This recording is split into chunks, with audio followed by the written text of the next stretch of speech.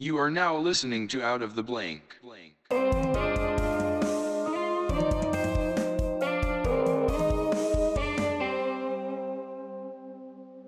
The man with the plan, David Gears. I'm doing another episode of Out of the Blank podcast with a friend from high school. His name's, I guess I already introduced him, but his name's David Gears. Why don't you say hello, David? Hey, how you doing? Apparently I have a plan, but I didn't plan for this. Oh, well, you heard that. I think it's probably a good intro right there for you. So, what I wanted to get down to, tell me what you do professionally, man. Like, what do you do for a living? What gets you off during the day? Gets me off during the day. Well, I work for the town of Ocean City, local government. Did some college and high school, and I jumped right out of the gate with that. I work for the construction division, doing utilities, storm drains, gas, electric, you name it.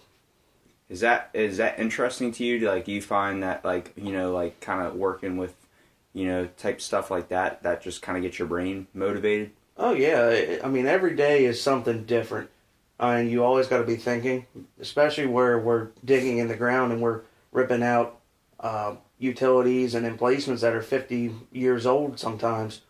The thing that I like about it is it's like being a kid in a sandbox. Where else can you go to work and drive $300,000 pieces of equipment for fun? Yeah, and if you mess it up, it's the government's fault too. Yeah, city pays for that, man. The city pays for that, but you're going to pay for it at your own kind of hide. You mess up, you don't live it down, that's for sure. I think as long as you don't get caught intoxicated on the job, you think you're pretty good. Well, some days it's a wonder they don't. Dude, think all right. over. So there's this thing I started realizing that I started seeing people with a 2-liter bottle of Mountain Dew, and they're construction workers. Now, do they fill that with alcohol sometimes? Because a lot of times it does not look like Mountain Dew, and you'll see them, they'll start to get a little slurry towards the end of their shift or something. That's got to be true, man. Because I'm telling you, that's the big thing with Mountain Dew. That's the best thing you can hide, kind of disguise everything with. Maybe with private contracting outfits, but not with us. We are 110% sober. Our jobs are hard to come by, especially with the generosity of, the way we get benefits and our pay and everything. You would be stupid to throw that away for something like that. Yeah. What's crazy is, with weather like this, where we're dealing with, it's freezing cold, we're dealing with that. What's that polar thing going on? Polar vortex? Yeah, the polar vortex. I don't even understand what that means. That sounds like something out of a video game, but... All that is the jet stream sinks lower into the continental U.S. from Canada. So the jet stream keeps us warm. So when it sinks, the cold air is able to move in and fall. You're educating me right now, and I really like that. See, you remember me from high school where I was the more bailout kid, the one that didn't want to learn anything or do something like that. But I actually became pretty interested in school now that I've gone back to college. I think once you get out and then you kind of realize working is, it's good and all, get your money in your pocket, you want to go down to the local club and spend some bills, but hey, it's just not, it was never my type of thing to go out and party and stuff, and so I just started working and finding I wanted to actually do something that I find meaning in, you know what I mean? That's how I am. I never really had the drive to go out and party. Don't get me wrong, during the summertime I like to go to Secrets, I like to go to the sandbar, hang out. But I don't drink or do anything, but it's amazing, how people that you think won't, that don't have a drive in school, when they get into the real world, how they change. Because I was the same way. School was just going through the numbers and going through the motions. I was smart. I had a 4.0 grade average. Did I enjoy school? Yes, but there's just something more about experiencing life firsthand versus a controlled environment where someone's paid to explain to you how life is. You know what I'm saying? True, and I've talked about it many times. I've interviewed a few teachers and stuff, and there's plenty more I want to interview about just how there's a lot of stress that gets involved. Obviously with any job, especially with yours, where you're outside in these freezing cold conditions. I went to go put air in my tires this morning, and I couldn't even close my fingers after 5 minutes. Right. I'm sitting there, I can't operate my phone. You're messaging me hey, when are we doing the podcast? I'm sitting there trying to swipe on my phone, but my thumb's too numb. I can't get the thing. I'm all right, he's going to have to wait a minute. And it's it's crazy to think that different people are set in different ways, kind of how we are all either genetically made up or how we've just physically came about. Obviously we have two different genetic makeups. Right. I'm more whatever good at doing. I don't even know what I'm better at. I might be just better at talking or something like that. But you're good at talking too. It just seems like we both are obviously made up completely different, and that's one thing I started noticing. A lot of people kind of take for granted in a way too. I mean, there's good and bad parts about it in a way. Right. Like there's the people that don't have the luck of the draw. You ever heard of that kid with the butterfly skin? It's every time he takes a shower, his skin flakes off and everything, and it hurts for him to take a shower. It hurts for him to move his arms and legs because he's got this like type of condition where his skin it just peels off every single day like a snake, and it hurts him so bad. Like his skin gets like blistering red and stuff. It's like there's people that have a good roll of the dice and there's people that have a bad roll of the dice. You got a bad luck of the dice, but it's like, what do you want to make with it? You know what I mean? I mean, you're dealt a hand. Every time you sit down and play a game of cards, you don't know what you're going to get. Exactly. Johnny Cash. When the big or man... is that Kenny Rogers? Yeah, know when to hold them. Yeah, it's Kenny Rogers, the gambler. Anyways, when we're brought to this world, the big man gives you a deck. And you have a choice. You can either play it, or you can fold and give up. When you fold and give up, that's it. Dude, you're that guy that's going to end up being like 60-something years old, like the grandfather that says all these weird family things like at the table. Like, you come out with all these catchphrases or something like that. You're like, that's why I like hanging out with you, Pat. you're sitting there eating a chicken pot pie talking about it's why God gave you a dick. I'm like, shit, man, I'm listening already.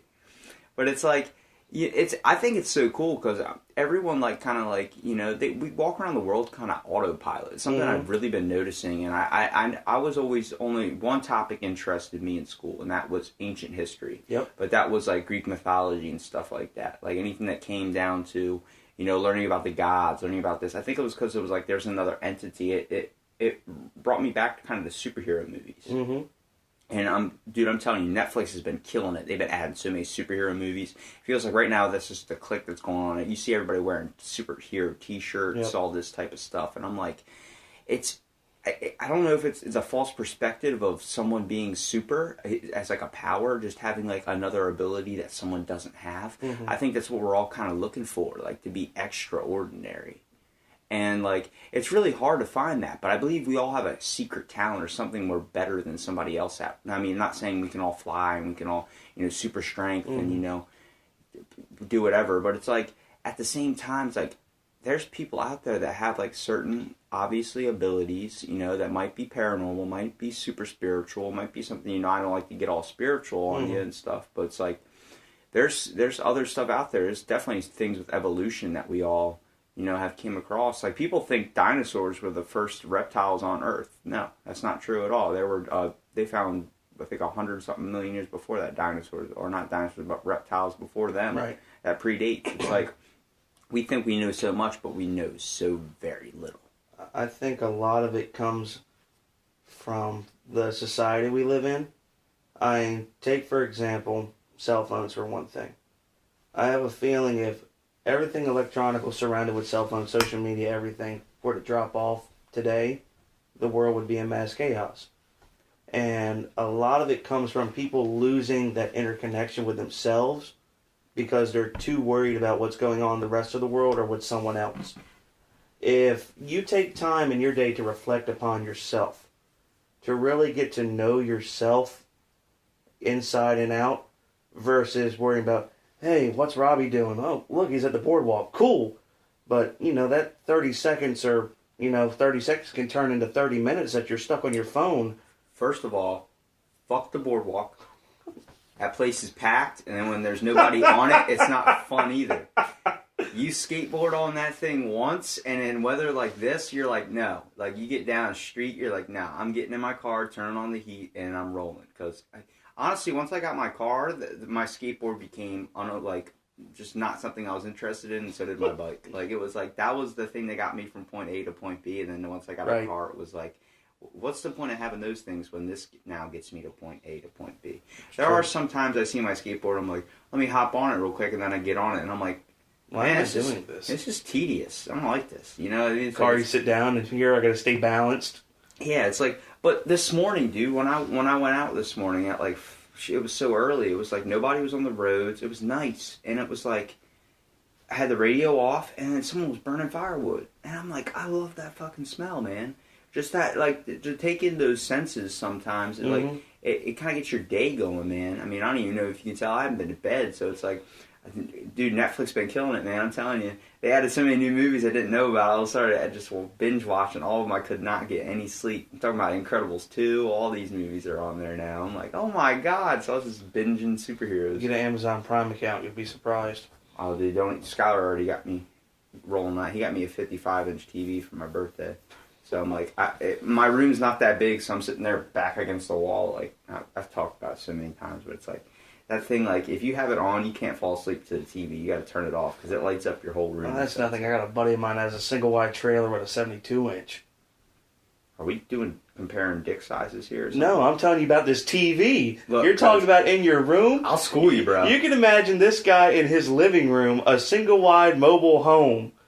That TV takes up 3/4 of the wall. That's the dream, though. You want to be, if you're going to be super rich, don't buy a really, really, really, really expensive house. Just buy a small house that's really nice, and then fill it with a bunch of awesome shit. And then get a really good security system, depending on the neighborhood you live in. I'm not hinting to any stereotypes, but seriously, do that, and like you'll be set for life. Stereotypes. Why did the California Love song just start playing in the back of my head? I don't know that California Love. You don't know California Love? Oh, what is that one? Look it up. It's oh shoot, who sings it?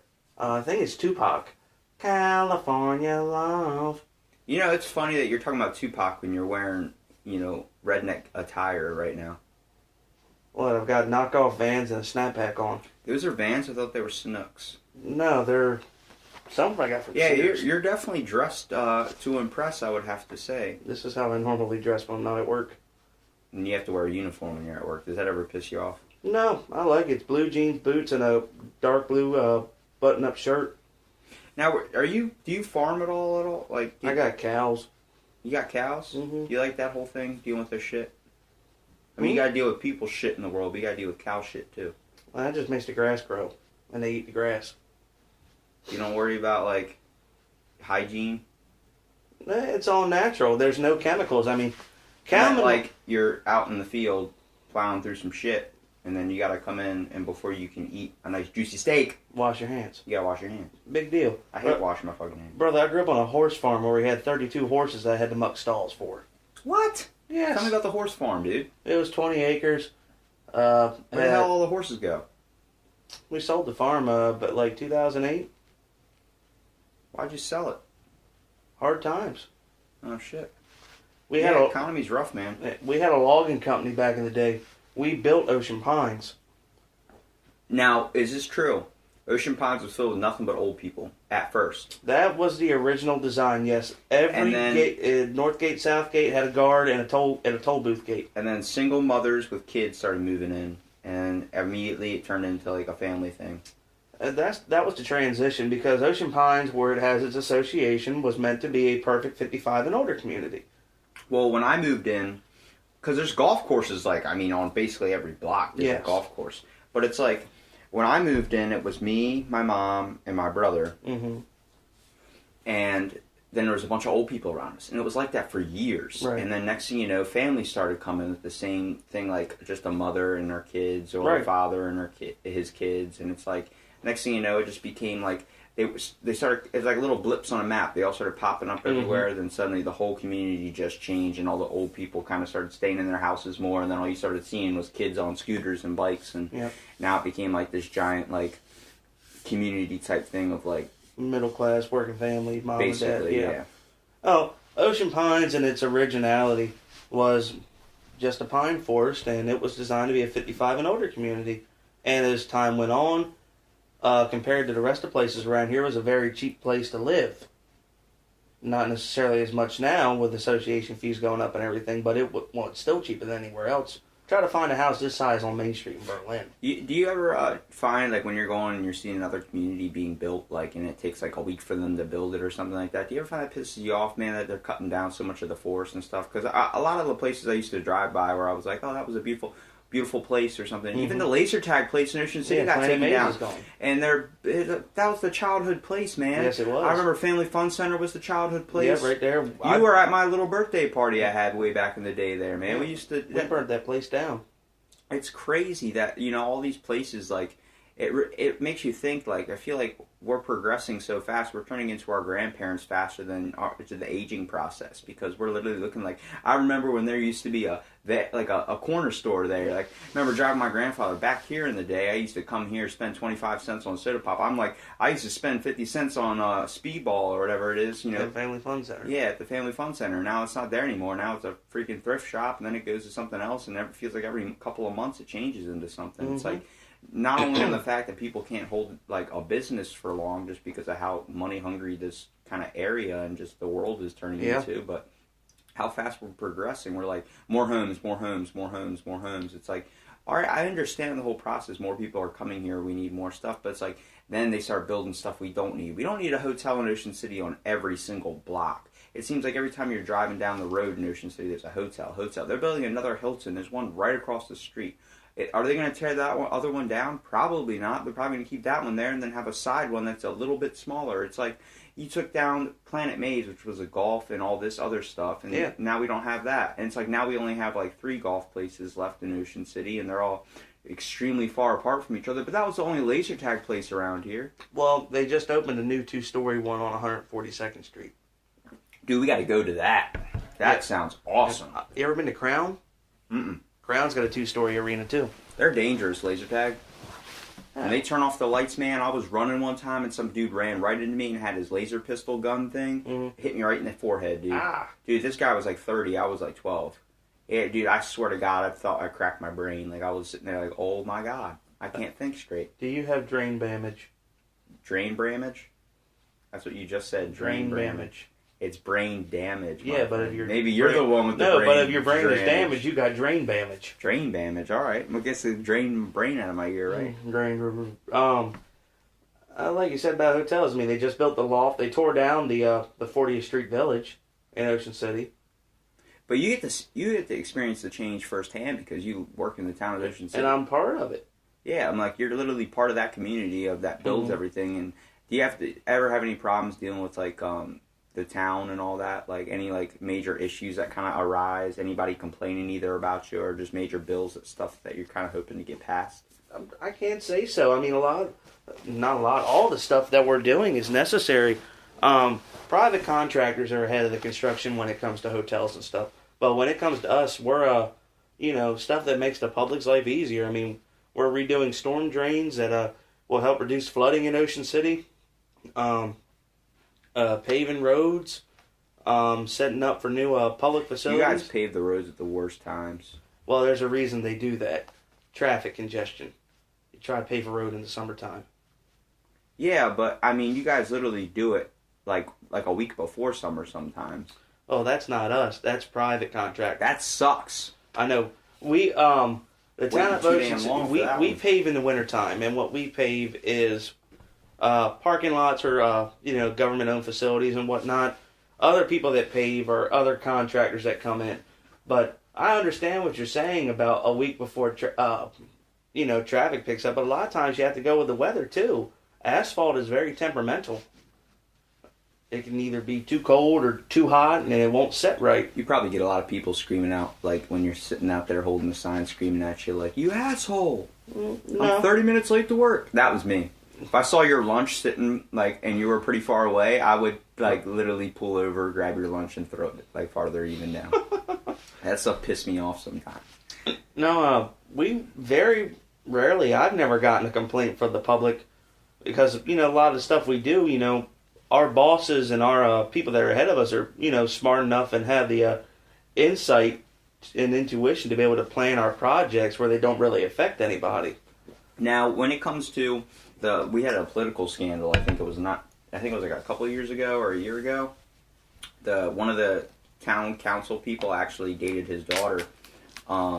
He was either got caught driving intoxicated or something, or he was embezzling money or doing something. He ended up moving down to Florida. I don't want to use his name or anything. You know who I'm talking about? I have no idea. I didn't know what that whole thing was about. He got in trouble embezzling money or something from the town of Ocean City. It was not letting a bunch of stuff pass. Now, when it comes to the town council, do you have any dealings with them at all? I mean, obviously you get your contracts and probably stuff from them, but I had one council meeting. That was actually when we were purchasing a off-road trash truck of all things. The blue cans on the beach, Mhm. you know, the trash cans. We have a 4-wheel drive Peterbilt trash truck like you see driving up and down the road, but it's lifted with military grade suspension and tires that we dump all the trash cans on the beach with. Bet you roll on that thing sometimes. It's very efficient. I mean, I don't go over 15 miles an hour on the beach. I got a person I work with. Her husband does the cleanup on the beach, like does the giant tractor pull thing. I did that too. That's got to be fun too. I mean, you could you're out there by yourself. Really. Who is she? Who is he? I forgot what his name is. Her name's Linda, but her husband, I think's name is. We'll come back to it because I'll remember it. Okay. I'll make sure I let you know. Because we got Fred, Mike, John, Pat. I was on there, but where I got my new position. His name's Randy, I think. Randy Nair? Yeah. Yeah. Yeah, that's him. Mm-hmm. He's a nice guy. Yeah, he is. But that's a pretty cool job. Like that's something that like as long as you, I always like that about kind of like going on autopilot sometimes and just kind of like letting like people letting you be. When you're out on that tractor, man, nobody's messing with you. Nobody's like in your ear 24/7. You're just kind of cruising along and like you can work at your pace. You know what I mean? Obviously you need to get it done, but it's like at the same time you have no one over your shoulder kind of barking at you to do what you got to do. Right, but there is an unspoken science. We all run in unison. We have a leader and we have a follower. It's almost like, for example, take a pack of motorcycles, okay? They're all in a group riding in unison, almost like a synchronization, I should say. You know, I understand that where you're coming from, where there's no one in your ear, but at the same time, we do have a crew leader who's in charge of us, and we have a supervisor. Well, obviously that's like that with any job. Yeah. I just like the whole aspect of like not having a dude barking at me 24/7. You know what I mean? Like Right. being able to like kind of have an hour to yourself, kind of where you can just get the work done. Like Mhm. I'm always better when someone just leaves me alone and lets me get what I got to do done. Yeah. I mean, it takes every minute of that shift that we have to do that beach. Now, if I wanted to try and pass something through the town of Ocean City, is there a way that you could help me with that? Because I'm trying to get for a long time ago, my uncle passed away of cancer, Mm-hmm. and he was a giant surfer down here named Mhm. Mike Chester. Uh-huh. And they built a statue for him a long time ago. This is when all this was going on. Ocean Mhm. City wouldn't build it because it's a giant silver statue of a man that's wearing no clothes. He doesn't have any body parts showing, but it's just like the Silver Surfer. Yeah. He's like that, riding a surfer's wave. Mm-hmm. And it's a silver wave on a surfboard. That statue has been in a box, put away somewhere. A bunch of people raised money for it and signed a petition. All this stuff was done. Ocean City wouldn't pass it because they didn't like just setting that up in Ocean City. Uh-huh. And it's like 20 years ago, maybe a little bit longer than that. Right. And it's like I wanted to know if there was a way that Ocean City would build it now, or at least let us get the statue because it's just sitting in a warehouse somewhere. Yeah. I have no idea. Trying to think if I could go to council about that. I mean, I wouldn't see why there wouldn't be a problem building it now, or at least putting it in front of a hotel or something. You know what I mean? Like it Right. doesn't have to be a community established thing, but there was a petition of over 1,000-something people that signed it Right. to get it built, and all these people raised money for it. Now it's just been sitting in a warehouse for 30-something years almost. It's like at least let my grandma get the statue. You know what I mean? So that was her son that passed away, but Yeah, I have no idea. As for the political standpoint, I stay out of it. I just work for the guys. it's got to be nice though, just being able to kind of like. I mean, you guys are out there early in the morning, just cleaning up trash and doing stuff like that. I mean, it's kind of suck, but it's got to feel good at the same time because you're cleaning up Ocean City and keeping it nice. Yeah, I mean, it's almost like a, yeah, it makes you feel good. I mean, because the tractor boys, they start late at night. And you know, the beach is trashed. I mean, when trash cans only get so full. Yeah. And, you know, those boys go out and they do a great job. I mean, you can eat off that beach when they get done with it. And the beach is the hardest thing to clean up. I mean, you're not even worried about like, okay, nobody's on the beach, so I don't have to worry about cleaning up trash today. That's a lie because there's fishermen out there that are throwing cans and beers and doing all this stuff. You got beach trash gets clean constantly. regardless. Yeah. We're running equipment, rain or shine. Whether you do it or not, the ocean's getting it's going somewhere. That ocean will take that trash. That's another and put it farther thing. back That's out. another reason we clean the beach, is, you know, to protect the environment. Because our equipment grabs everything you see. What's the craziest animal you've probably seen wash up on shore that it's not really around here? I saw a tuna head one time, dude. That Really? thing was huge. It was the size of like a football. It scared the crap out of me. It looked like a piranha. I saw that. I know the seal that was down here on the beach that not too long ago. You know, we've had a bunch of crazy stuff like that. I've never seen anything wash up. I mean, we got foxes that live on the beach. I had a bad experience with the fox. I thought it was a cat one time. Robbie. I didn't know. It was 2 o'clock in the morning. It was really far away. It started coming towards me. It was really small. And then when it got really close, I stuck my hand out and made a yip noise. I was like, that's not a freaking cat, man. That's a fox. That's a fox. It looks like a fox, smells like a fox, and eats like a fox. It's probably a fox. But it's like, it's crazy to think, the jobs and like the kind of outrageousness that's all different in this world. I really like that. I mean, my job sucks to me, but there's probably someone out there that loves it. You know what I mean? I think everybody kind of hates their job in a way, but it's like, how much do you hate it? Like, it obviously, if it's enough that you keep going into work every single day, whether it's for money or not, it's like you obviously don't hate it that much. Because if you really, really super hate it, like a lot of people that complain, hate my job, hate my job. Do you hate your job, or you just been having a rough week, having a rough day, having a rough month, man? Some people have rough years, dude. That's true. It's the main thing. Like, so what was your favorite subject in school? Because this is what's going to come to this. My favorite subject, the one I was best at was math, but my favorite was history. I'm talking about one you were really passionate about. Like one that if you could actually, if I gave you a list of choices of books to read, which one would you go after? Oh, a book? Any topic, any subject, anything that interests you, hits you on the spot. I don't know. If you go to books, probably Fahrenheit 451. Is that because of the firefighting aspect? No, it's just the aspect of a tyrannical government. You know, fascism. How easily it could have come to be. You know what it's like to live in that kind of a situation. So do you like learning about the government? Yeah. Is that something you want to follow passionately? What's your passion? What do you want to pursue? I know you don't want to do Town of Ocean City for the rest of your life. I mean, I'm not saying it's a bad job to be in, but I'm saying what did you dream about as a kid to do, and what have you still got a kind of passion for? Besides like shooting deer and stuff. To be honest with you, management.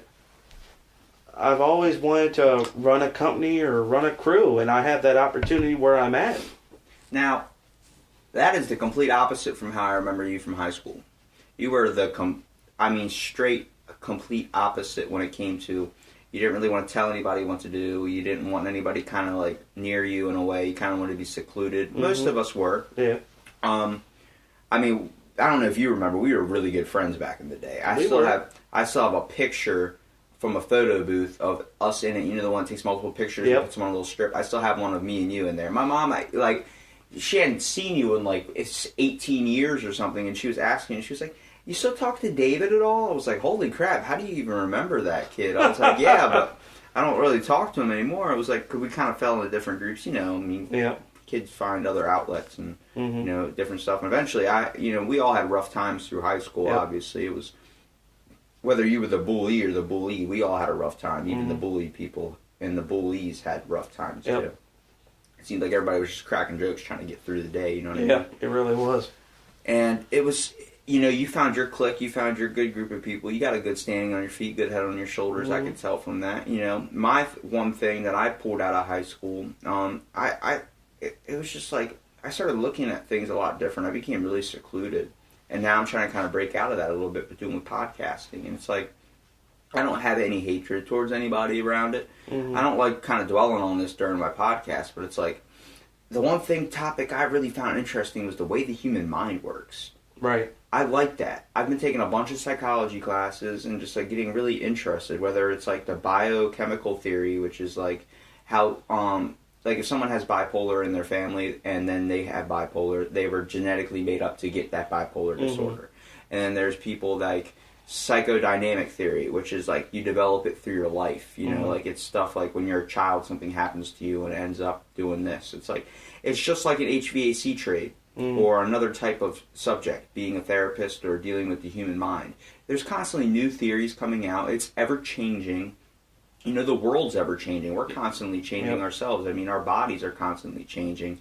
And it's like, to think that, you know, we understand what we think we know about the human mind. There's all these books, all these texts, all these scripts, all this, you know, we have all this like history in us. And it's like, we barely understand our bodies and our minds, and we think we're so wrapped up in space and technology. It's like we don't even know the inner workings of our own brains. That's what I was getting at earlier about, being worried about everything else.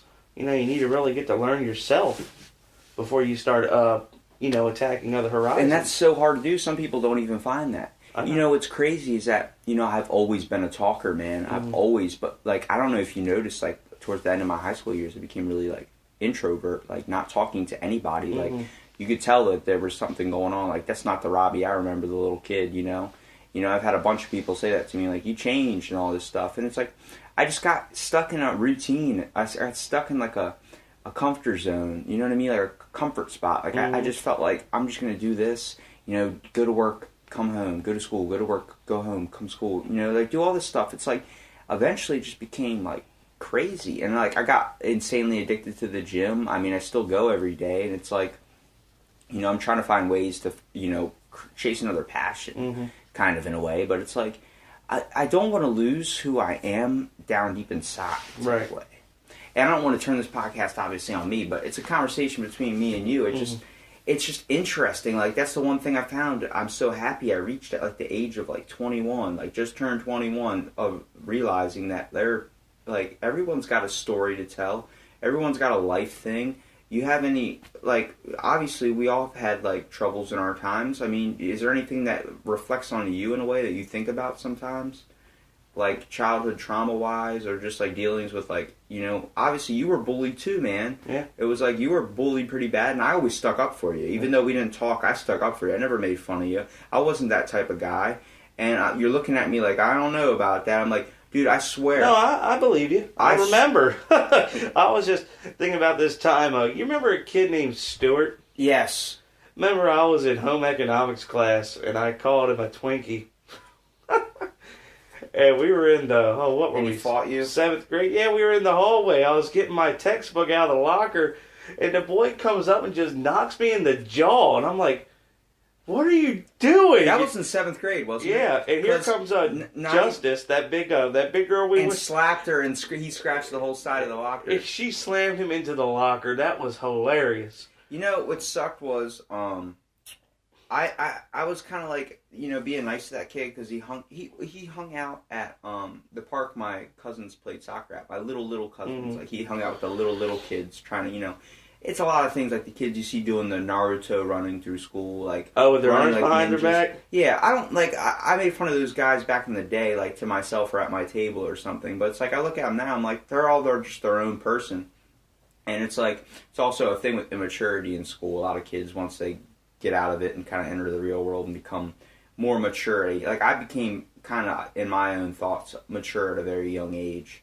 just with dealings with stress and emotional stuff. And a lot of us did. A lot of us had to grow up a little earlier, especially people that didn't have, like, childhood, parents that were very supportive. They had to take care of their siblings or something.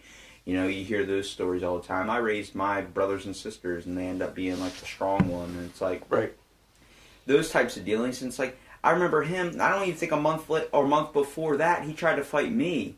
And he fought me because he spilled hot chocolate on the front of his pants in social studies class. And I was cracking a joke like he crapped himself. It was a joke. And first of all, no one craps themselves from the front unless you have an asshole taped on your front of your pants. Like, it doesn't happen. No, it doesn't. And I feel bad about it now, but it's like, I only said 2 things, and the next thing I know, he, like, just starts fighting me. And I think that was the first fight I've ever been in. And it was like, I remember I had a pencil in my hand, and, like, I just immediately went black. Whenever someone hits me, my mind just goes gone. Like, I don't black out, but it's like, I can see it all happen. Everything slows down. My adrenaline starts pumping. I just started freaking punching him with my right hand and stabbing him in the back of the head with the pencil. Like, punch, stab, punch, like, just flailing like someone that's never fought before. And freaking, he's crying and screaming, and I'm like, I look and the pencil's, like, broken with blood on it, and I'm like, oh my god, did I just kill somebody? And I'm so out of it, I just walked myself into the principal's office and sat down. Immediately started crying. I wasn't crying because I was hurt. I was crying because, like, I have all these emotions. I'm like, you gotta understand, I was a year younger than all of you guys, so it was different. You guys were all hitting puberty before I was, and next thing you know, like, you guys would all be a foot taller than me. Then next year I'd be a foot taller. Then you guys would all have mustaches. And then it would take me a year. Even some of the girls have mustaches. And it was like, then a year later I had started growing a little stubble. It was like, it was hard because, you know, I was put in school early. But it was like, I feel so bad about that because then he ended up dropping out of school after like, I think the next year after that, school just became really hard for him. And it was like, I wouldn't mind, like, I've sent him messages before, like, hey, man, how's it going, like, talking to him and stuff, and it's like, you know, it was always weird, even, like, 5 years later, people in school would still be like, remember that one time? I'm like, why are you bringing that up, man? Like, really, like, who gives a shit? Like, I remember in 6th grade, or 5th grade, Kai Cropper jumped across the table at you. Remember that? No. He grabbed you by your chin. I wasn't in with him in the 5th grade. I went to Snow Hill for 5th grade. No, you were. No, it was 6th grade. 6th grade. Miss Garton's class. It was me, you, Gerardo, Caleb, all these people in one class. We had a morphed class because everybody else went on a field trip and we didn't go because we didn't just pay the money or something. Mm-hmm. It was literally a bunch of the kids that couldn't afford it, or the foreign kids right. that were in it. So we all were just drawing baseball T-shirts and stuff, like little flags and making up teams. I remember he jumped across the table. I was the one that grabbed him and threw him back. I didn't have any problem with him, but I had a problem that, you know, I knew you, and it's like, I'm like that. It doesn't matter if you were ever nice to me, mm-hmm. that's it. Like, you have my respect for life. Right. You know, you only lose it when you disrespect me. Mm-hmm. But we were friends, and you treated me with a level of respect. And it's like, we didn't talk, but, you know, every time I saw you in the hallway, I'd be like, what's up, man? You know, something like that. It's like, at that point, we were all just trying to get through the day. Yep. I mean, it was school, dude. No one wanted to be there. And it's like, it's crazy now to think how once I graduated, that's what I want to do, is I want to go back to school. Everyone's like, you should be a counselor for the way you think. And I'm like, my podcast became, in a way, a type of therapy. Right. Like, I've had people on here that, like, me and Brian came up with this saying called crack the cookie. Mm-hmm. And it's like, your podcast, we came down to it. I was like, my podcast is like a fortune cookie because we always unravel a mystery inside of the fortune, whether it's with you, whether it's in the world, whether it's within the conversation. So then I was like, did I crack your cookie? That's like a gay joke because he's gay. And I was like, does that offend you? And he goes, no. But you could tell he was getting comfortable in the podcast. You got comfortable. I mean, you got your arms behind your head now. It's like, I want you to feel that, man. I don't want you to think like we're being recorded and stuff. I want you to be talking to Robbie, man. You're talking to me. We can talk about farts. I don't give a crap, dude. We can talk about life in general. I just started realizing, like, I had the weirdest conversations with people, and everyone always tells me, like, you're so, there's not even a word for it. You're just so Robbie. That's why it's called banter. It goes in any direction. Exactly. That's the type of guy you want to have your back, especially when they're loyal, and also, you always want those guys at a party. Mm-hmm. I'm not saying I get invited to parties all the time, but I'm like, I don't drink or anything, so it's like, you know, I like to keep a level head. I like to keep my mind kind of clear. And I like helping people too, mm-hmm. man. And I started realizing, like, I'm a talker. I have ADHD. I can't control it. I always had it. If you were ever in a class with me, you could tell. Why is he sharpening his pencil for the 50th time? And it's like when I'm in this biology class, we're learning about mental disorders. You know, ADHD is a mental disorder? Mm-hmm. It's known as a mental illness. And it's like people think some people with ADHD should be locked in an insane asylum. I don't think of it as a mental illness. I think of it as a mental handicap, maybe. You know, there's definitely times I'm like, this sucks. Like, I can't sit still. I always got to tap my foot. I want to talk my ass off, and we're supposed to be reading right now. It's like, I don't think of it in a bad way. There's good things about it. I have a lot of energy. If I don't sleep, it's fine. Right. You know, give me a coffee, I'm good to go. And it's like, at the same time, you know, if I want to go do something, I can go out and do it. But there's obviously bad things about it when it comes to trying to be smart and pay attention and listen. Right. But, you know, like, everyone's got their own little, like, addiction or their own little, like, fix that they're stuck up on. Right. We got to kind of focus on ways that we can kind of use that to our advantage and wrap the world around it. Mm-hmm. I know I just ranted for, like, 15 minutes, and there's not much you can add on, but it's like, I mean, from being bullied and stuff, too, it's like, what did you pull out of your life growing up that was really, really hard on you that you look back on now that you're kind of grateful for in a way? You got to understand that everybody comes from a different background. Oh, yeah, for sure, man. Nobody has, per se, a perfect home life. We definitely live in a different time where, say you have beef with somebody, You can't just work it out, beat the crap out of each other and then it's done and over with. There's too much intervention, per se, Say, for example, two guys are at school, right? And, I don't know, something stupid guy talks to another guy's girlfriend, right? The guy with the girl gets mad. The other guy gets mad at him. Knock heads or do something, get it done and over with. No. Someone intervenes, and that just gives room for tension to grow and build, and then eventually it overflows. Eventually you're worried about going to school because you don't know what that person's going to do. Exactly. The way I take it from when, I was bullied was this: you got to understand where people are coming from. Some people are just mean. And, that's not their fault. No. Sometimes, a lot of the times, it's that they're dealing with something that they're not even thinking about the situation. You need to show compassion, but at the same time, you need to. Well, it's the same thing. You just need to understand where they're coming from. Look at both sides. Exactly. Look over the fence. You got to look at the guy. Okay. Maybe his parents are going through a divorce. Maybe something's bugging him and he can't talk about it. And the only thing that comes out of him is violence. It's unfortunate. It's the only way you can express this emotion, though. It's unfortunate, but it happens. We're all human. But have you had any childhood afflictions like that, like at home life, maybe? I can't say I have. Had to grow up early. My parents weren't around. I was raised with my grandmother. Yeah, I remember that. But I can't say I hold anything, inside that's really bothered me from a young age. Especially when you're raised by your grandparents, that's a whole different scenario. They're a little bit more set. I found that people that, obviously that are older have more of a financial stability in a way. Right. And also, they seem a little bit more grounded and more, mature in a way. Like, when you're dealing with your parents compared to your grandparents, it's a completely two different spectrums. You know exactly what you can joke around with your parents. You know exactly how you can joke around with your grandparents. It's a different generation. Exactly.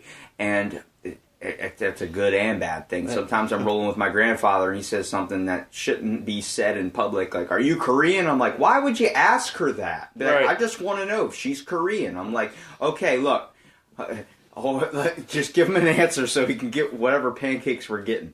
But it's like, that was always like the type of thing I always remember. It was like a crazy adventure when I would go visit my grandparents, right, just to see different parts, like not only from where people are raised, like visiting my Baltimore grandparents versus visiting my Delaware grandparents. It's a completely different scenario. Yep. My one grandfather eats Halloween candy at the age he is now and acts like a little kid half the time, but that's the fun of it. But it's like the summers, I always remember, like, I'd be trying to play Xbox and he'd be like, "Nope, 8 a.m., let's go. Cut in the yard, man." Yep. I'm like, "What?" Like, "It's my day off from work." And he goes, "You work? What do you work, 8 hours a day? Let me tell you how much I work." I'm like, "Oh, God, please don't. I will go cut the grass." Here we go with the stories again. Yeah, and then, we're cutting wood, and we're doing all this stuff. I'm only 14 years old. I'm like, my hands hurt. I have splinters. Wear gloves. This guy. And it's like, my parents wouldn't be doing that. My parents would be like, "Well, I'm playing video games. They just walk right past me." They're worried about bills and stuff. They're worried, They're not saying that they weren't attentive to me, but it was like, they got their shit going on, too. But the grandparents, when you're raised by them, it's like, we're going to be in bed at this time. There's a set bedtime. I don't want you staying up too late. It's a school night. And then there's that's probably what you had to deal with growing up too. Your grandma probably she was probably up way before you had to go to school. Got everything ready for you. Got everything ready for you to get out the door and stuff. A lot of times parents are like, "Here, microwave this at school." Our school doesn't have a microwave. Okay, and then eventually they started putting microwaves in school. Now they got VR goggles at Stephen Decatur Middle School. They did a tour recently around Anne Frank's house using VR goggles. Can I go back to school? That's what I said. That whole generation that's coming up now all has tablets. Which I think is good and bad. Every single one of them has a tablet. You hand them a book. What am I supposed to do? You don't have a textbook. It's now a tablet. Because it hurts your back. You got to miss the freaking textbook, man. I loved opening it up. It says go to page 64. I flip to 64. It says go to 37. I flip to 37. It says go to 32. Either it leads you saying go back to 64 and you're sitting there flipping for an hour and a half like this month. He's leading me on a damn ghost chase. Or there's a bunch of dicks drawn on a page, and that is the funniest freaking thing. I'll never forget seeing George Bush's picture in an older textbook.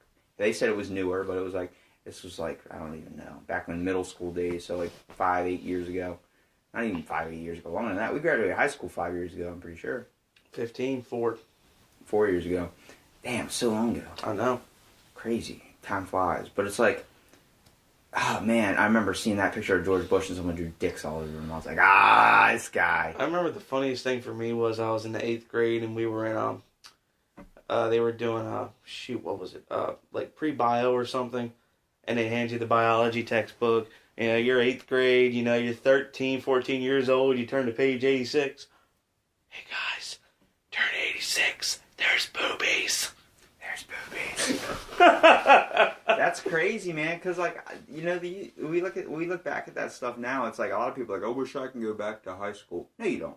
No, you don't. You don't ever want to go back to high school. If you were there for longer than an hour, or you were in the same class for an hour, lost interest. You would be like 10 minutes in. You'd be like, oh, I missed all these people. Then after 15, like another 5 minutes later, you'd be like, I don't want to be here anymore. I hate this place. Hate these people. Hate all. It's because you haven't seen them in forever. You haven't been in that class in forever. And then you're only remembering the good times about it. I remember cooking class was hell. And the only times, I think back at it now, oh, it was so much fun. We ate food twice that whole semester. Yep. We had a thing called dog food, which was like chocolate Chex Mex, like brownie type stuff. And then we made pizzas out of English muffins. And that was it. And that was like in the beginning and then at the end. They lured you into the class with food and they left you without it. And the next thing you know, you're giving the teacher a good review. Yeah. You remember Marley Listman? Yeah. He lives on Fairway, right up the street here. Mm-hmm. I worked for his dad, Joe. He's a supervisor in the maintenance department. Anyways, Miss Billadu, marine biology, Marley Listman, day of finals. She's handing out the test. Oh, Billadu, like, what is this, man? It's your final, Marley. Well, I don't want to do this. Why not? Well, I think it's stupid, man. I mean, I want to sit here and take this stupid test? No, I'm going for a walk.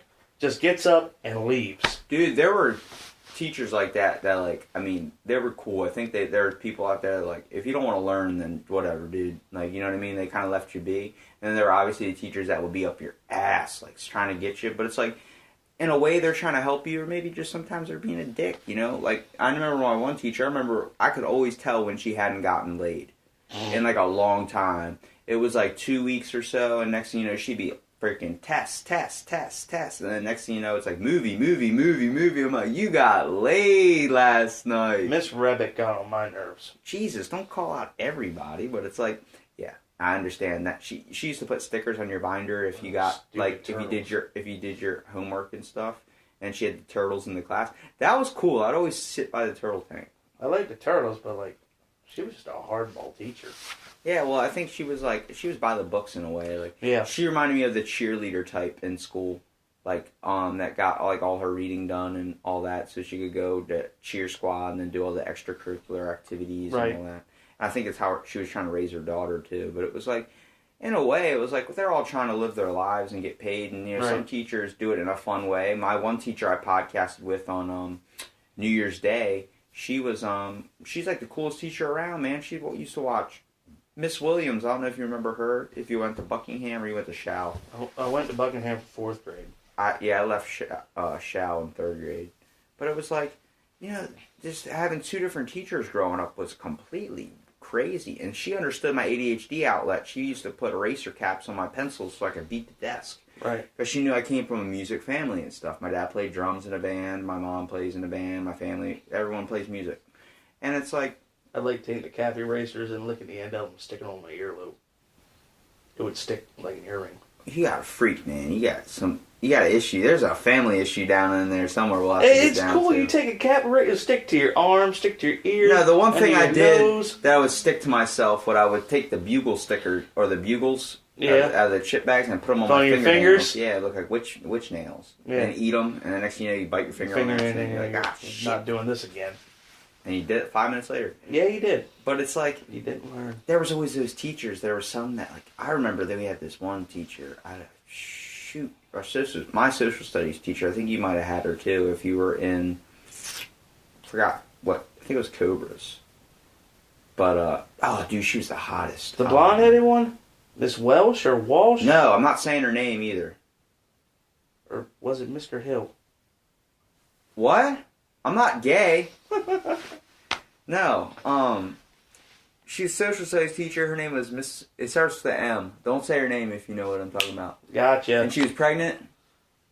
But like in the beginning, her boobs were getting huge. No, I don't know that. I don't want to drop down to this. Yeah, let's segue into something else. I remember I was excited to go to school then. I was a little kid. I had no idea. I had all these like emotions running through me. I was like, oh my God, I think I love her.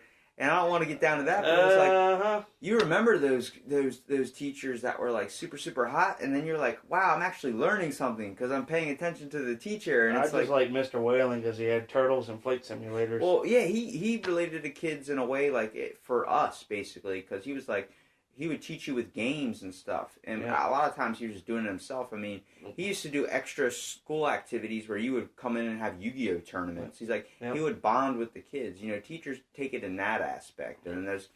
we were playing roller coasters. No, in 6th grade, I know what teacher you're talking about, Miss Welsh. She's the one that told me to shut up that one time. Okay. In the middle of history class. The one with the lemon head type You turn left and she's the first door on the right. Yes. Yep. And see, my favorite teacher, Miss Masters, in that hallway. Yep. I'm trying to get her on my podcast, man. Because I remember I was always failing in all my classes, and I remember my dad, like, you know, it was always the thing. My parents were like, "We're gonna take away all your stuff," so I ended up sitting in a room, my room with a bed. And every time I got a good like grade or something, and they would give me one of my toys back or whatever, and I'd have this bin I'd have to pick out of and stuff. And, like, it was ridiculous, but it was like they were trying to get me to focus in a way, but no one just understood. I couldn't understand anything when I'm being spoken to. You know, when I'm being talked down to in a way. If I feel like I'm being not level with somebody or I feel like I'm being just speeched at, I can't focus. I can't be in a locked behind a desk environment. I have to be able to tap my foot. I have to have my keys in my pocket. I have to know I can get up and go if I want to go. And, that's what changed my whole way of, like, learning with college and stuff. But it's like, you know, I remember the last month, my dad was like, if you get a good report card, I will buy you any game you want. Because that's all I did when I would come home and play video games. Homework done? Yeah. Food done? Hurry up, eat it real quick? Yeah. Run upstairs, start playing video games again. I was addicted. And I remember, like, you know, get a good report card. You get something. Got to buy you a game. That's how it was with me. I get a new video game with a I got a good report card. Felt so proud of myself. My first honor roll, bro. I was like, where's my sticker? Where's my honor roll sticker? Where's the sticker I see on every single parents who are assholes that have proud... I'm an honor student. Proud parent of an honor student. Again, and the dick that has like 50 of them. Again. Just keep wrapping around the bumper. Like, I hope your kid's a freaking hit by a bus and goes mentally challenged. Robbie! I'm sorry, it pissed me off at the time. I don't actually mean it, but like I saw that sometimes. My dad was probably looking at me like, you dumb motherfucker. Who are you? Like, Jesus, why can't you be like his kid? He's looking, did I keep the receipt? The dad's all probably gloating at the soccer game like, yeah, my son got honor roll for the 10th time. What'd your son do? My son picks up heavy stuff. My son, he picked his nose really hard and blood came out, so we had to take him to the hospital. And I'm like, oh, God. Or in the 2nd grade, he threw up in one of those temporary trailer classrooms. Shut your freaking mouth. And you know that wasn't real? That wasn't real. I had gummy bears in it, Robbie. That wasn't real, dude. I swear to you. I had gummy bears on my desk, and I had Doritos at my desk, and I had a Gatorade. You know what I used to do to stay home? My parents found out about this after I graduated. I would chew it up in my mouth, put the Gatorade in there, swish it real good, and go, bleh, and do that. And that's how it would get me out of class. I didn't actually throw up, dude. I swear to you, I can't throw up for some reason. I've never been able to. I've been able to shit really bad, but I could never throw up. Remember, it was Miss Spangler's class. Yep. Because if you saw me, I forgot who it was. I think it was Chris. Her son was like 7 foot tall. I forgot. I forgot who it was that saw me. It was Travis or somebody saw me leaving the class after they sent me to the nurse's office, and I was completely fine. I was walking like, yes, like going home. Yeah, call my mom. I'm going home. And Travis told me like, you freaking faker. I was like, don't say it when you go back to class. He did. Dude, I'm telling you though, that was all fake. Everyone, I've met a couple people in that class that asked me about that. I remember when he did that. I was like, dude, it was fake. 100%. Everyone that was going around bullshit and saying, oh, it smells like throw up. No, it doesn't. It smells like Doritos and freaking Gatorade. I guarantee you, that was my trick because I didn't show up 4 days after that. I wasn't back in school until like the next week. And I had all this work piled up. Oh, sorry. Didn't do it. I did it because that's what I would do. I'd sit home, sit by the toilet for like 30 minutes. Sit there, put water in my mouth or something, crush up a little bit of food, go, and you're sick. My parents were too busy with work. It's not that they didn't care or they didn't pay attention. They were way too busy at work and had a bunch of stuff going on where they were like, you're sick. And they would always ask me if I need anything, go pick me something up at the store, ginger ale, something. You know, they would take care of me when I needed it. But it was like, eventually, like, you got to kind of realize, like, I know I'm not going to, if I have kids, oh, dude, I'm telling you, my kid's not pulling that bullshit.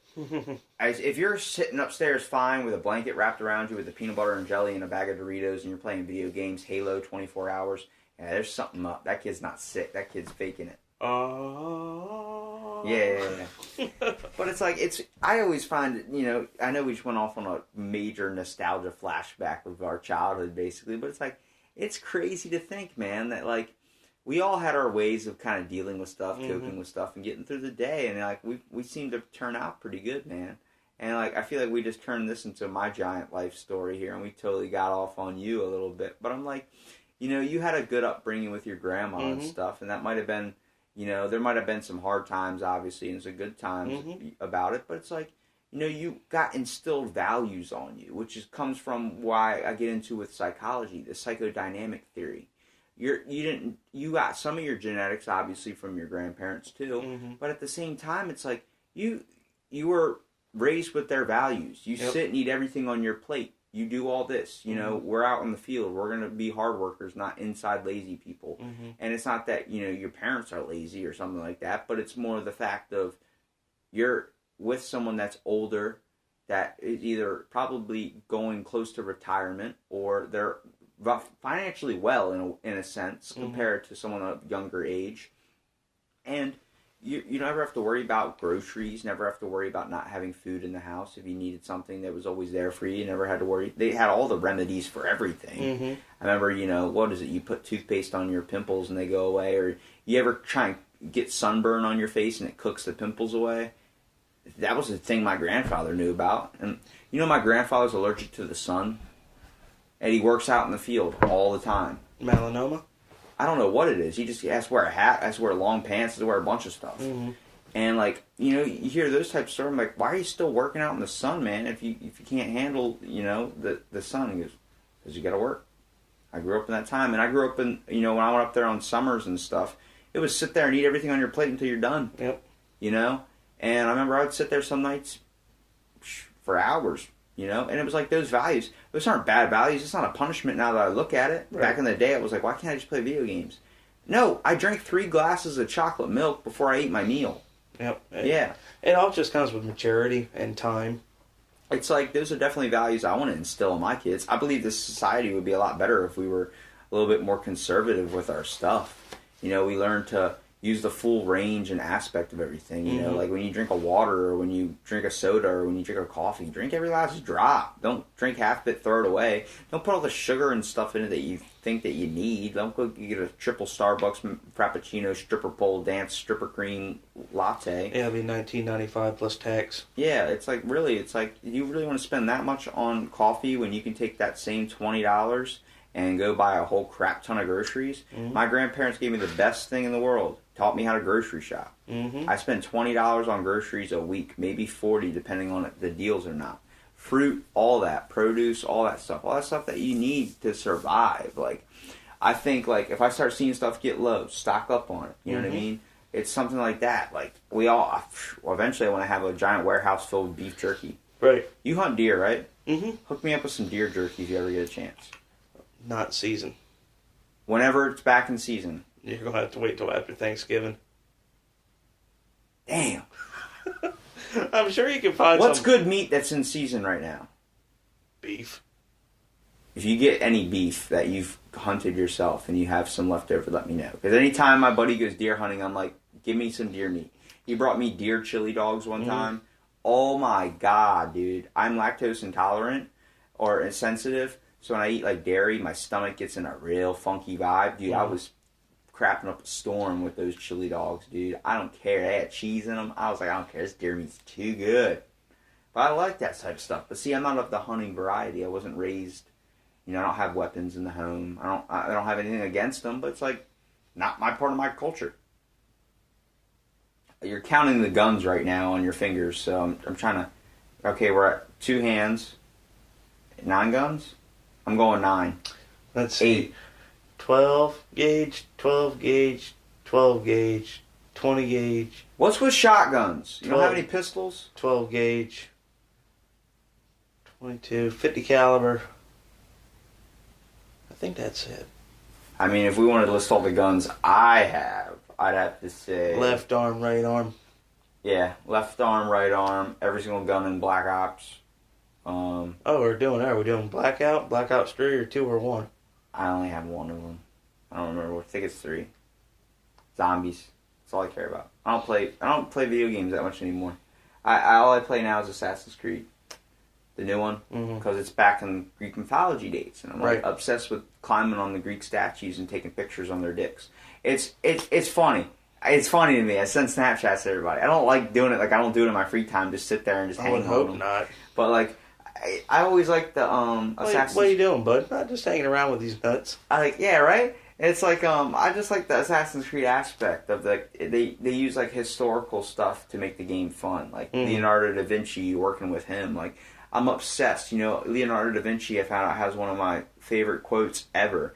And it's, art is never finished. It's only disbanded or left alone. Yeah. And I'm like, that's true. Art is only abandoned. It's never finished. We're constantly creating. Our minds are constantly processing. The way you move every day throughout life is a creative process. Your brain's creating something to do that. And when you start diving down to the sentimental stuff of it, it's like, it gets a little bit mind-boggling in a way. But it's like, I started doing something recently, like looking up just words to expand my vocabulary, just stuff I've never heard before. And writing it down and seeing if I can it'll stick in my head. I tried learning another language. All I learned in Spanish was leche, which means like milk. Yeah, leche is milk. So like, I work at a hotel, so it's like everybody's Mexican. So like, I'm trying to understand what they're saying. They're probably talking about me. They do sometimes. Parlez-vous français? But I'm sitting there like, what? Like, I know como estás, and they're like, oh yeah. Like, speak to me like an idiot, and I'm like, I gotta learn a new language because then they have the power in a way. ¿Cómo te llamas? All right, don't talk to me in Spanish. ¿Por qué? David, you are white. Act white. What does that even mean? Why do we think of color like that, too? That was a big thing in school, too. I brought up with Tevin Sneed. You know Tevin? Mm-hmm. We talked about kind of racial stigma in a way. Like, why is there black groups and white groups? Why can't we just be people? We're all here together in the world. Yeah. But it's like, how comfortable are you around those people? I can guarantee you I can be as comfortable with a person of another skin color if they had the same interests as me. I'm the same way. I think a lot of it, again, comes from a society point of view. TV too. Stereotypes, of course, that our parents and grandparents are brought up with. Yeah. Now, my grandparents are not, racist in any way. They always told me like this: we grew up poor, we were in the fields, and it didn't matter who they were. We all worked together side by side. And that's how I am. You see at work, we've got women, we've got men, we got black folks, we got white folks, and, it doesn't matter. Put me with whoever. We all get along. We're all the same person. Cut us open, I guarantee you the same color comes out. You want to know something's crazy that I realized? Is, where it does matter in that whole thing? And it's not being racist or anything, but when you go to a restaurant and you want Mexican food, you want it to be cooked by Mexicans. It doesn't matter if they're authentic or they were born here or raised in Mexico. There's something different when you go to a restaurant and I want authentic Mexican. Oh, why don't you go to Uncle Pablo's Taco Hut? No, that's too American. I want something that's authentic Mexican, something I can't pronounce, where everything's in Spanish on the menu. I guarantee to you, if there's a white guy from Mexico that knows how to cook Mexican food better than an actual Mexican person, like, what's the difference? But you're going to be like, no, I want that guy because he's authentic Mexican. It's like, that doesn't mean anything. That's just another example of a cultural stereotype. Exactly. It's like, but we look at it like, I'm going to a Japanese restaurant. You know, you're not going to want to go to Tokyo Steakhouse unless that's the only one in the area. But you wanted to go to the freaking Ho Shang's Diner or something that had like a bunch of Japanese symbols where you can't read the menu and they got a bunch of Japanese people yelling at each other. That doesn't make it authentic. Yes, there are those hidden gems, oh my God, where you go into a place and next thing you know, you're like, wow. Like, I don't understand what they're saying. Just give me something. Give me something good. I can't understand the menu. They come out and give you this whole platter. Mm-hmm. And you eat it, you're like, oh my God, I feel like I'm back then. I recently had Haitian food from a Haitian housekeeper. She's been telling me for 2 years now. Like, basically almost the full length I've worked there. I've almost worked there 3 years. Mm-hmm. And she's always been telling me, I bring you food, I bring you food. Like, I'm not trying to make an impression, or that's just how she talks. Mm-hmm. I bring you food, I bring you food, I bring you something good. Fill your belly, feed your whole family. I'm like, screw my family, feed me. And like, I eat very clean, very healthy salads all the time, you know, lean meats and all that.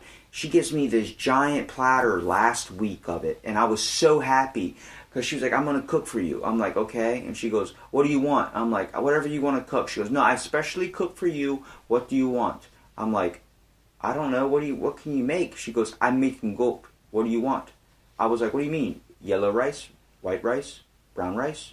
I'm like, whatever's easiest on you. No. What do you want? And made me list it out, like brown rice, black beans or brown beans or pinto beans, whatever type of beans. What do you want? I'm like, black-eyed peas? Yeah? Is that good to add on there? Beans? Something bean-wise? Dark bean? Dark black bean? Just give me something round. She goes, okay. I bring it to you tomorrow. Next day, she comes in with this, giant tray of rice and beans. On top of that, it's goat meat. All this stuff. Dude, it was leaking out of the bag. I had to wrap it in a towel, put it in my car. My car still smells like goat. I bring it in the house, dude. I've been eating that for like a week, man. It is so freaking good. And now I've checked that off my list. I've had authentic Haitian food. I asked her, I said, how do you know how to cook like this? She goes, back in my country, I owned a Haitian restaurant.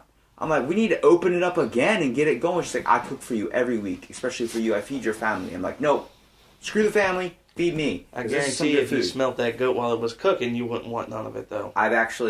There's something, I don't know. I can't distinguish smells. Like, if I cook fish in the house, I don't smell it. Yeah, goat is one of the worst smelling meats while it's being prepared. I can't smell foods that well, but I can smell people. Is that weird? No. Like, some people have distinct smells, you know what I mean? Like, like I get on the elevator at work and I'm like, so-and-so's been here. That person was on the elevator. And they're like, how do you know that? I'm like, I can smell them. They're like, is it their cologne? No, they just have a scent that in my brain that links to them. Like, and it's the same thing, like, what they said, scents link to your memory. Mm-hmm. It's just like that.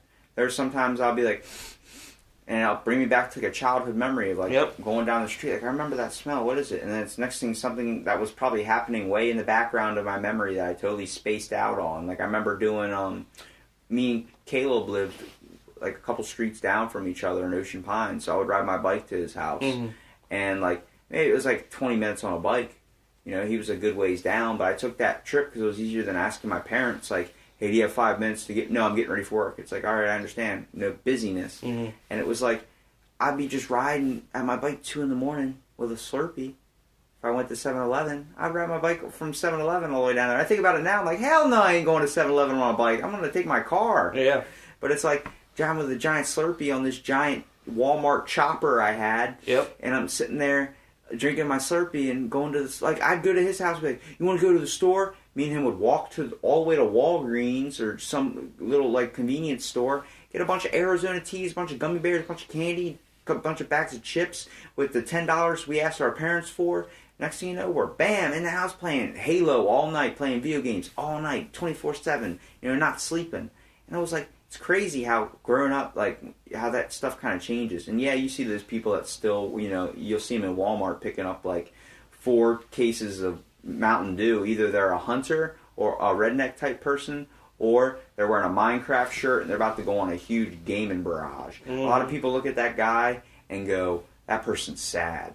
I look at that guy and I go, that guy's a freaking genius. He's got his damn day planned out. He's going to go home, either load up some World of Warcraft, load up some Minecraft, load up some Black Ops. He's going to put on his Turtle Beaches. He's going to say, I don't have a girlfriend, or fuck my girlfriend, whatever. Or she's going to sit down and play with him. And they're going to sit there and the whole world's going to be shut off. He's off work. He's going to game out all night and day. And that dude will be on Xbox that whole day. Right. He'd be like, dude, didn't you go out to piss? No. And yeah, it gets a little bad when they're sitting there with a 2-liter bottle of Mountain Dew. Can I have some of this? You don't want to drink that. What movie is that from? There's a bunch of them, dude. What are you talking There's about? a movie he goes, hey man, you got Mountain Dew? No, you wouldn't want to drink that. That's bench warmers. Yep, sure is. It is, isn't it? Yep. Yeah, Richie. When he's sitting in the closet, he goes, ooh, apple juice. No. But it's like, I think that's the best part of, that was the chair, by the way. I hope you know. I'll admit. Whatever helps you sleep at night, man. Okay. But, it's like, that's I think the best part for gamers when they have a kitchen in their family room, so when they're playing on their TV. I remember my buddy's house, he'd be like that. We'd be like, you want some ramen? Yeah, that was always the snack. Something you could heat up in the microwave. You can get back to playing games. Stuff is so bad for you. Dude, especially with that powder they give you, and it never tastes like, you have to dump like all of it in there. Forget I just found out how to cook a Hot Pocket, right? Forget the powder. I open up my spice cabinet and make my own. Yeah, that's a good way to do it. I should have thought about that. Just get the news, a little bit of Old Bay, a little bit of garlic, a little bit of salt. It's so crazy how we get so comfortable and locked up into things. I mean, it's beautiful in a way, and it's also like, you don't want to have it control your whole life. I understand, like, we don't want to be in virtual reality 24/7. I'm going to hate it. Like, I already hate walking around in public and people are on their cell phones not paying attention. I bumped into so many people, and I'm like, dude, just look up. And then the kid looks at you like you're going to apologize. Like, you were looking down on your phone. Yeah. Like, I'm looking straight at you. I'm not going to move. I'm not trying to be a dick, but I want you to learn, like, you can't do that in society. And it's like, there are places, like, you know, Asian people, like, in China, like, it's not being racist or anything, but they bump into you and they don't apologize. It's just because that's what happens. There's so many of them there. It's part of their natural everyday thing. And it's like, a lot of people around here, like, they're so rude. That's how they are back in their country. They're so crammed together in one spot. Imagine being in New York City. You know how bad it would be for one of us to go to New York City just for live there for a month? We'd be like, what the fuck? Like, why is everyone so close to each other? Why can't I breathe in this air? Well, actually, the Japanese culture is actually something real funny about that. As cramped as their country may be, they're one of the most polite people you will ever meet. If they bump into you, they will apologize. They have manners. It's just the fact that, like, it's not like running into a Canadian, first of all. When they sorry. Oh, sorry there. Would you like a powdered jelly? Can I help you with your car? You need $20 for gas there, eh? I just skinned a beaver. Would you like a new hat? Yeah, it's like, holy crap. You know, there's a whole... It's different how you see, like, where there's not that many, and then there's so many.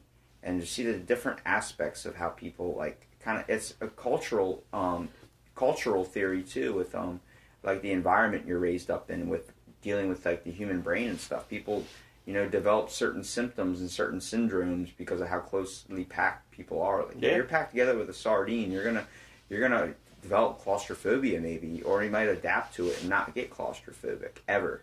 And it's like, there's certain things that, you know, that inspire upon you, and I think that's something we need to take a look at in the near future, dealing with the human brain a little bit, in a way. Is there anything you want to add, like, down to the marrow of, like, just how we are with society in a way, or anything that you got on your chest that you kind of wanted to get out in this podcast? And we can talk about you, man. I would say society as a whole needs to get back to its roots. Really needs to realize where we come from. Take a lot of things for granted. I don't think everyone needs to do it. I definitely think there are people out there that sometimes need to unplug in a way. And as long as you're chasing what you want to do in life and not really going and affecting someone else's way or positivity or what they're trying to do, if it doesn't bother somebody, then, you know, don't intervene with them. But if it's obviously you're seeing it's hurting somebody and you're trying to help in a way, but don't be destructive. Be, you know, be a builder, not a destroyer. Yeah, I understand that. I mean, I run a youth group. Really? Yeah, with O City Worship Center. We got a division. So are you religious? Mm-hmm. Christian? Yep. Diehard Christian? Yep. Like, that's probably from your grandparents, too, being raised in that. Yep. Yeah. All right, explain that to me, 'cause my brain can't wrap around it- religion to save my life. It's a division of scouts called Royal Rangers. It's like Boy Scouts, but it's through the church. And I got in that in 6th grade, and I've been stuck with it. You love it. And how you're talking about, some people need to unplug.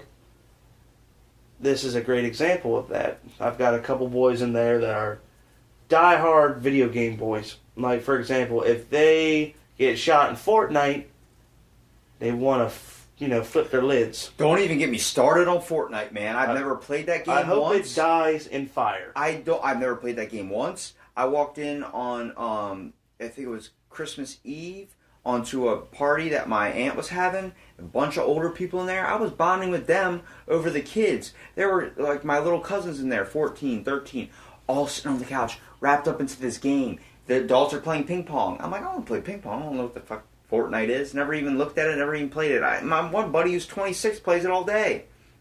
And I'm sitting there like, I'm going to play ping pong. The dad backs up and starts to hit the ball and gets in front of the TV. He's like, no, get out of the way. He's like, I'm in the way. I'm like, I remember that. But it was like, it's so crazy to see the generation gap. Yep. It's like, holy crap, man. We're all being so wrapped in there. But back to what you're saying.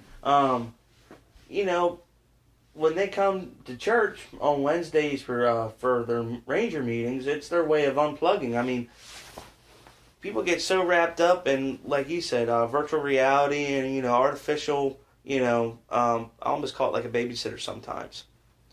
That's what TV is in a way. And it's great to see the true person, in their, I wouldn't say natural environment, but in their comfortability zone. That's a good, their comfort zone, away from video games, away from social media.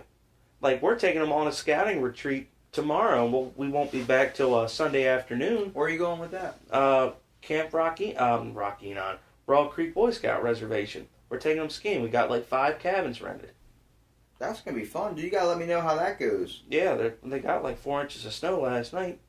I mean, we're in that polar vortex. The polar vortex, the polar plunge. And, it's just... There's a guy at my work, I don't mean to cut you off. Good. There's a guy at my work that's been jumping in the ocean every single day since this, not since the start of this year, but I think he was out of 200 and something days, I think, last time I talked to him. And he told me one time at 143 days in, he dived into the water at night and dived right into a dolphin. Head-butted a dolphin, basically. He was like, yeah, it freaked me out. I thought it was a shark or something. But he always comes in, he's like, I cut my leg off last night. I'm like, what? He goes, I stopped diving in after I hit that dolphin, but when I jump in now, I slam my leg on the glass bottle under the water. I'm like, why do you keep doing it? It's freaking -20 out. And you're find the dolphin. It's like, cuz, I want to jump in it every day. I'm like, you're not taking videos or pictures so people believe you? No, just doing it for me. I'm like, dude, you're nuts. But okay, I respect that.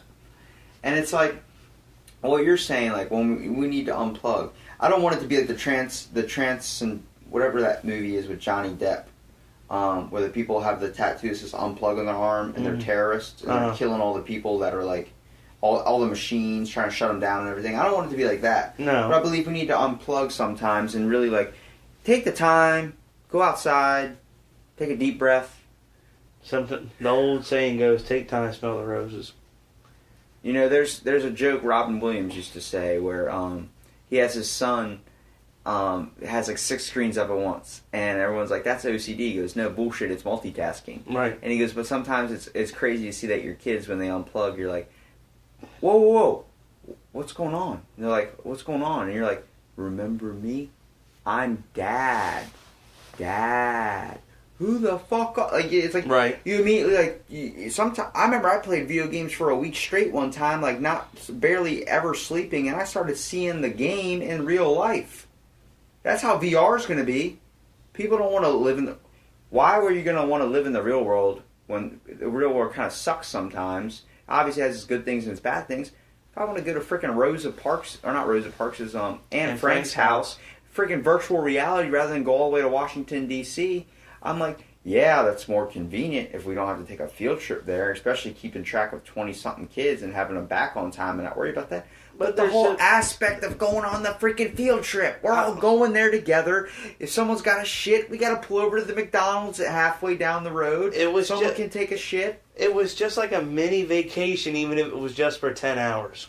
You got to get your ass up 2 hours early, get on the bus. No yelling on the bus. And then you're on a charter bus and you're amazed that it has a bathroom in the back of it. Go sit. I remember one time I went on a field trip, I had a freaking leash on me. Everyone take a bagged lunch. I was a 6th grader and we went to Assateague Beach. Yes, to do and the Miss cleanup. Masters put a freaking leash on me. It wasn't to hurt my feelings, it wasn't to cast me out, but we were at the freaking beach. I remember she took it off. Like I was a dog. Like, be free. It's like the last hour I was like, can I walk over there? She's like, all right, Robbie, just don't let me keep my eyes on you. As soon as she took that freaking leash off, ran right to the water, started picking up shells like it was nobody's business. And that was the one thing we weren't supposed to do while we were there. Took a bunch of little sand crabs home.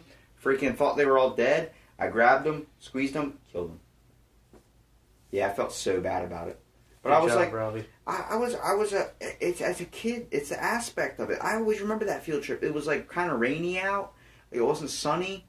Yep. It was like, I do. It was a cloudy day and it was cold. The wind was blowing. yeah, but it was like we got to sit inside, and remember it got real dark out when it was raining for a little bit. Mm-hmm. We learned about all the horseshoe crabs and all The that. touch tank at the visitor center. That felt such like, I don't even remember where that was. Is that Assateague? Yep. Because I go there to go have a bonfire on the beach. I don't even think of that place, and I know it's there still. Yeah, it's that turnoff right before you go over the bridge. But it's like to see that, and it's like the one class I have now, we have to go to Washington, D.C. and go to a museum. But we're all in our 20s now. Our teacher has like, I'll text you guys when the bus is leaving, and when you guys show up, just text me you're here. Make sure I know that you're here so I can get you the participation points, and you can go off and do your own thing. I'm not going to bother you. You know, I'm going to look at the art too. Remember before it was all Bubbles and DuckTales walking through the museum. Yep. Where's Robbie at? Where's Robbie at? I got my head stuck up one of the ancient sculpture's noses. I have a picture of it on in my house. It's a family photo. My dad didn't know how much trouble I got in for that. It was when me and my brother had one field trip together. He's a couple grades ahead of me. But we did a more field trip with him to the Washington Smithsonian or something. I stuck my head right in that freaking thing's nose, man. It was an ancient tiki mask type thing. And there's a picture of me like that. Like, it's the dumbest thing. But I'm like, it was always that worry. But I mean, that's a good part of technology. Having all the kids being able to experience Anne Frank's house and not lose them. But you gotta understand, there's a field trip aspect to it too. It's the fact of going to school and then hey man, you're not in my team. We're the Cobras, but hey, have fun with your math test. We're rolling out. We're going to D.C. for today. Yeah, you're giving them the slow "fuck you" as you're walking by the hallway, like, we're going on a field trip. And sometimes you be that kid in the class that's sitting there like, you're like, I gotta watch a freaking movie. Or you're in that same team and you don't have the money for the field trip. Yeah. That pissed me off. There was only one good thing I thought schools really, really did take the time of, which I really appreciate with underprivileged. No, I wouldn't say underprivileged, but not as wealthy as families. Mm-hmm. Free lunches. Yep. That was a good program. I was on that program too. It wasn't that we were that broke where we needed free lunch, but it was a hell of a lot easier. Yeah, I for wasn't people that paying didn't have. $2.75 for that crap. Yeah, $3 for a freaking the pizza was the bomb, dude. The circle one? Any of them. Oh. I like the giant one that was looked like they just cut half a slice of a hoagie. Yep. That one was good. And then the cheese sticks or the things with the marinara sauce. Yep. And then the cheeseburgers were really, really good. Michelle Obama took our cheese sticks away. Yeah, fuck. Used to get 3, only got 2. Yeah, that kind of sucks. But she was shit. trying to cut down on childhood obesity. She also added fruit. That's okay though, I guess. But I mean, those chocolate milks. Yeah, I remember when a kid was like, I didn't want my chocolate milk, and then they put it up on the thing. Dibs, get that chocolate milk. You go up there and grab like 8 of them suckers. Dude, I remember best part about Buckingham, the mornings. They had breakfast. Yep. They brought the class. They brought you no glass of milk, and they brought you a sausage biscuit. Dude, I would tear them things up. It's like when you went to Votech and they brought the muffins. Yeah, you got snacked. Dude, those things, banana nut muffins all freaking day. You had to pay for those suckers, but in school they were free back in the day. Yep. And it's like, that stuff was good stuff about school. That's what I miss. I don't miss the people. I don't miss the classes that much. I miss that. Freaking muffins. All right, well, I mean, I think we basically rounded up on home with Smuckleberry's Muffins, the banana nut. Is that what that was the brand of it? It was it. I see it. They Smuckleberry. sell them at Food Line. I buy them sometimes. They sell them at gas stations. I haven't bought them in a while. I remember I did jet skis back in the day. But I remember I'd always go to 7-Eleven because I worked at the one behind Hooper's Crab House. Yep. And the one that was by the Angler. The wine rack? The Angler. Yeah, the wine rack. That's Yeah. Hooper's Crab House. Yeah. But I worked behind there. It was at Paradise Water Sports. And the Angler. Yep. That was across the bridge. The And one we with worked there. It was the marlin on under it. the bridge. Uh-huh. And I'd walk to 7-Eleven and get banana nut muffins all the time for $1 and then a Slurpee. And I remember the one lady there I want to have on my podcast, her name's Stacy. Mm-hmm. She made me banana nut muffins one time. It was so good. You know, I have this bond. I don't know what it is. Like people, if you want to make me food, make me food. If it's not something I eat, I'm still take it anyway and just say, hey, it was delicious. You know, I'm not gonna hurt your feelings. But it's like, I don't care. If you want to, do it. That Haitian woman can make me as much food as she wants. Her name's Jackie. She's amazing. She always calls me Papa, but she calls everybody Papa. But it's like, you know, it's cool. She knows French. She knows all these different languages and stuff. It's interesting. Parlez-vous français? It's interesting. I find it interesting that you're a youth pastor. No. Youth group leader. One of them. That's good, man. It's a good side activity. Yeah, dude, I for just real. love kids and connecting with them. Not in a gay way or Mr. Rogers way. You like kids, Yeah, I mean, I've got you like helping people. I've dude. got kids in there that, you know, some of them come from broken homes. You know, I really connect with Is them. that a passion you want to chase farther down the road? Maybe be a minister or something, or be something that might be I would like more to the eventually. church system? With my job right now, you know, I'm just, you know, It's to pay the engulfed bills. with. Pay the bills. No, my job that I have now is my end career. I can take this for example. Got a guy that started there at the bottom, and he just retired a few years ago, over 6 figures a year.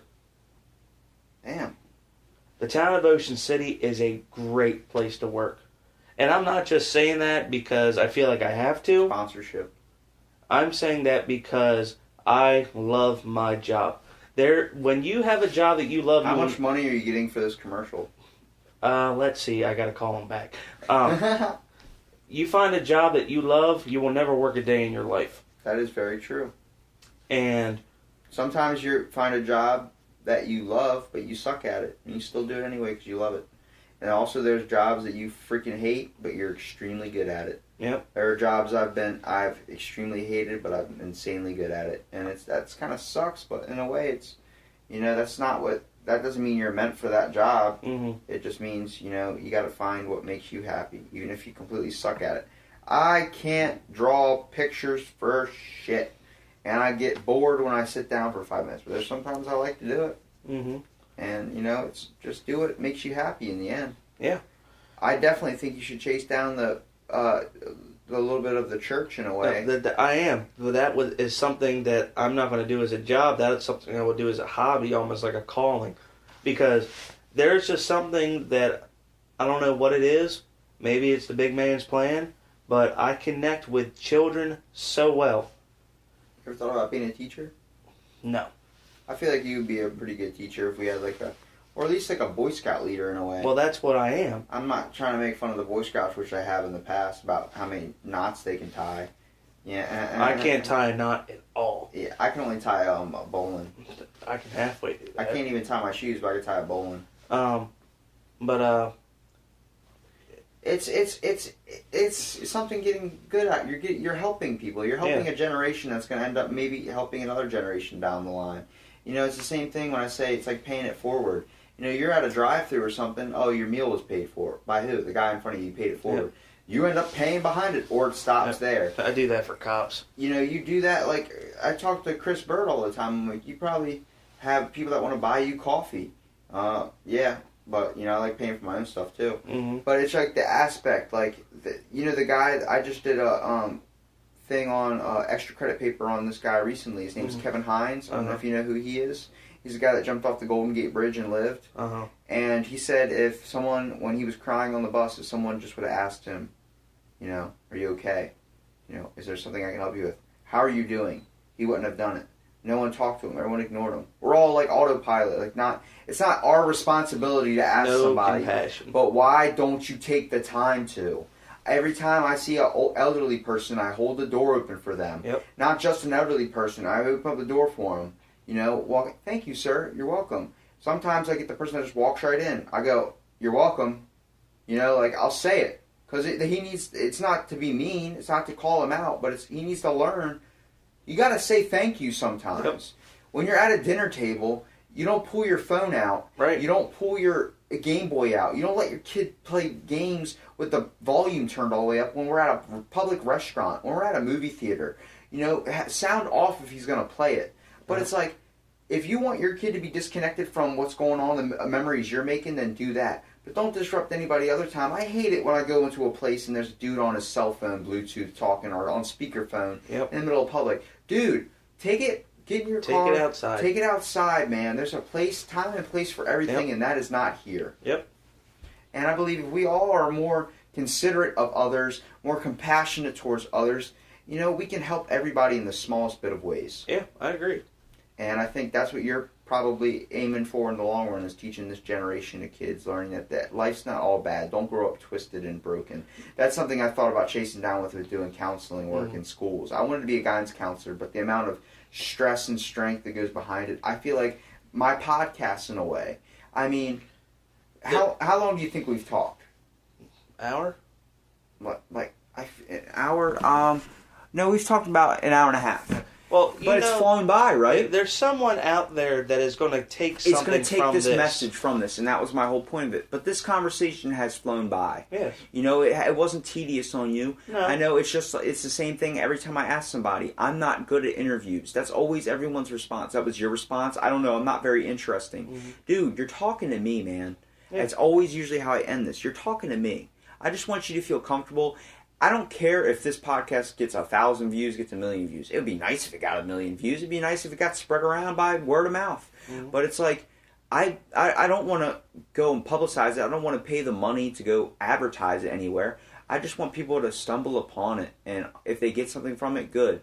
Yeah, these are long podcasts. They can be 3 hours, 4 hours long. It depends on how long that person has. And I'm not going to hold you down here forever, That's obviously. nothing. You ever heard of Neebs Gaming? You should see some of their podcasts for like an hour and a half. But it's like, dude, it's like, it's me chatting with somebody, and it's whatever it comes down to. It's literally like a fortune cookie. We're just cracking it open, and either you get a good one that says, help, I'm stuck in a Chinese fortune cookie making factory somewhere and the locations are on the fortune cookie, like, holy crap, or it says like your life will be a happy one. Mm-hmm. There are simple ones, there are stuff like that. We all just come down to a message, and I think that's what's important. Yeah, like I said, there is someone out there, whether it's one person or 1,000 people, that will pull something from this.